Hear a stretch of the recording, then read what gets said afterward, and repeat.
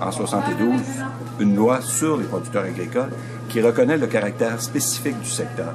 Nous, comme producteurs agricoles, on ne fait pas affaire avec un seul employeur ou un seul acheteur. On négocie avec plusieurs acheteurs différents selon les productions dans lesquelles on se trouve.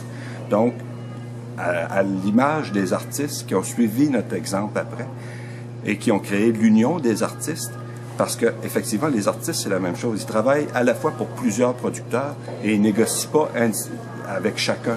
Il y a des conditions de base qui sont négociées par l'UDA pour les artistes, puis il y a des conditions de base qui sont négociées par l'UPA pour les producteurs agricoles. Est-ce que ça ne fait pas de facto de l'UDA et de l'UPA un monopole quand même? C'est-à-dire que ça fait une accréditation unique sectorielle, mais ça n'empêche pas les autres syndicats d'exister. Si on était un monopole, l'Union paysanne ne pourrait pas exister, le Conseil des entrepreneurs agricoles ne pourrait pas exister, d'autres syndicats ne pourraient pas exister si c'était un monopole.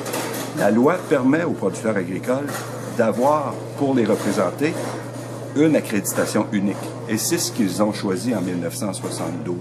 Donc, ce que je dis et ce que je répète régulièrement, quand les producteurs choisiront que ce n'est plus l'Union des producteurs agricoles qui est apte à les représenter, que ça devient une autre organisation, ce sera leur choix. Mais peut-être qu'ils ne veulent pas une autre organisation, peut-être que certains veulent une autre organisation, voilà. Et certains veulent rester voilà. libres.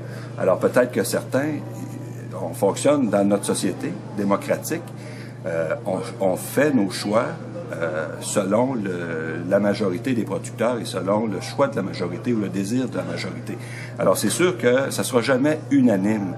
En 72, il y a eu un référendum, les producteurs ont choisi démocratiquement que l'Union des producteurs agricoles serait Est-ce que ça veut dire finalement que politiquement, la meilleure façon de s'en sortir pour le gouvernement actuellement, ce serait de reposer la question? De dire, puis si les producteurs disent tous, ben, on veut tous juste l'UPA, okay. Ce sera juste l'UPA? Ben, c'est ça. Si le gouvernement jugeait qu'il y a lieu de s'interroger sur cette question-là, ce ne serait pas à lui nécessairement de le faire. Il faudrait qu'il demande à la Régie des marchés agricoles, qui est l'organisation qui surveille l'application de la loi sur les producteurs agricoles, c'est la Régie qui pourrait faire ce travail-là. Tout comme si l'Union paysanne ou d'autres organisations voulaient poser la question à la Régie, ben, ils pourraient aller à la Régie et faire cette demande-là.